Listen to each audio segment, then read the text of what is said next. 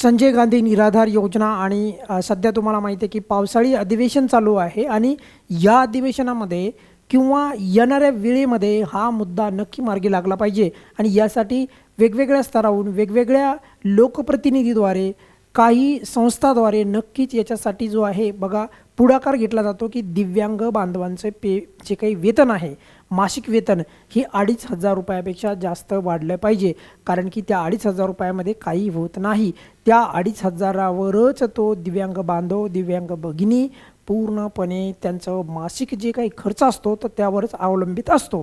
तर त्यामुळे बघा त्यांना खास करून जे आहे त्यांचं जे काही म्हणजे त्याला आपण म्हणूयात की 2,500 रुपयाचं जे मानधन आहे मासिक, तर त्याने पुरेसा खूपच काय असा त्यांच्यात फायदा होतो किंवा त्यांना खूपच काय त्यावर धकतं असं नाही. त्यांना मेडिकलचा खर्च असतो, त्यांना खूप वेगवेगळ्या पद्धतीचे ज्या अडचणी त्या भासत असतात आणि त्याचा सर्व अडचणींचा सामना त्यांच्याकडे असतात ते फक्त 2,500 रुपये. आणि त्यामुळे जर आपण एकंदरीत पाहिलं तर हा मुद्दा वेळोवेळी विधानसभेमध्ये वेगवेगळ्या सभागृहामध्ये देखील मांडला गेलेला आहे की या योजनेचं जे काही हे आहे म्हणजे मानधन आहे मासिक मानधन, आणि खास करून दिव्यांग बांधवांसाठी बाकी पण म्हणजे विधवा बहिणींसाठी पण विधवा भगिनींसाठी पण वाढलं पाहिजे मानधन, पण दिव्यांगांना मात्र 2,500 रुपयामध्ये काहीही होत नाही.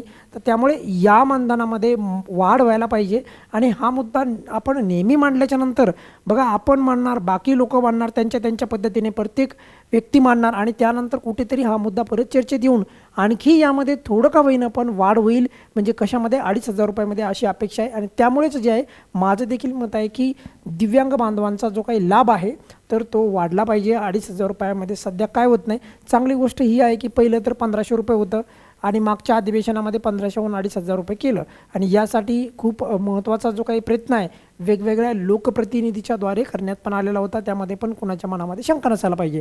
पण दिव्यांगाचे जे मानधन आहे अजून वाढवायला पाहिजे. माझ्या मते जर समजा 6,000 रुपयाचं जे आश्वासन होतं तर 6,000 रुपये जर होत नसेल तर किमान बघा बाकी राज्यामध्ये काही राज्यांमध्ये 4,000 रुपये पण दिले जातात. तर मग हे 4,000 रुपयाप्रमाणे किंवा 6,000 रुपये जर हे होत नसेल म्हणजे जर का शक्य होत नसेल तर किमान 4,000 रुपयापर्यंत तरी या दिव्यांग बांधवांचं मानधन वाढायला पाहिजे. म्हणजे त्याच्यामध्ये किती रुपये म्हणतोय मी, परत 1,500 रुपये जुटले पाहिजे. म्हणजे आता सध्या मिळत आहेत ते म्हणजे 2,500 रुपये आणि या 2,500 रुपयामध्ये आणखी 1,500 रुपये जोडले तर ते होईल 4,000 रुपये. आणि हे खूपच काय मोठा आकडा आहे, अशातला काही भाग नाही आहे. खूप काय मोठा आहे आकडा असा काही भाग नाही, पण मात्र हळूहळू का होईना पण हे मानधन वाढायला पाहिजे. त्यामुळे बघा की जे दिव्यांग बांधवांचं जे हे आहे म्हणजे मी त्यामुळेच म्हणतो आहे की त्यांचा जो मासिक खर्च आहे तर हा पूर्ण या 2,500वरच तो आहे. ते त्याचं बजेट हे करतात, नियोजित करतात आणि तोच त्यांचा स्रोत आहे. त्यांच्याकडे दुसरा आर्थिक स्रोत नाही आणि त्यामुळे त्यांचं मानधन वाढणं अत्यंत गरजेचं आहे.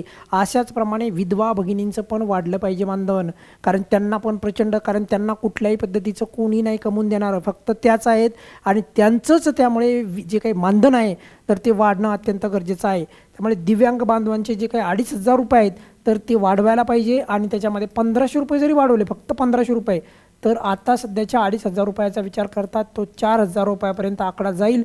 आणि हा आकडा लगेचच काय असं वाढेल अशातला काही भाग नाही. जे आहे ते मी मानतो आहे, ते पण काही ते डाऊट नाही. पण मात्र आपण हा मुद्दा आपल्या बाजूने जर मांडला, सर्वांनी जर मांडला तर हळूहळू का होईना पण कधी ना कधीतरी याची सरकार दखल घेईन आणि थोडंफार का होईना पण याच्यामध्ये वाढ होईल अशी अपेक्षा आहे. तुर्तास तुमचं काय मत आहे तुम्ही नक्की कमेंट्समध्ये कळवा. परंतु याबद्दल म्हणजे दिव्यांग बांधवाबद्दल खास करून त्यांचं वेतन वाढ झालीच पाहिजे अशा मी मताचं आहे. या व्हिडिओमध्ये आपण इथेच थांबूयात. बघा काही अडचण असेल तर नेहमीप्रमाणे कमेंट्समध्ये विचारू शकता. धन्यवाद.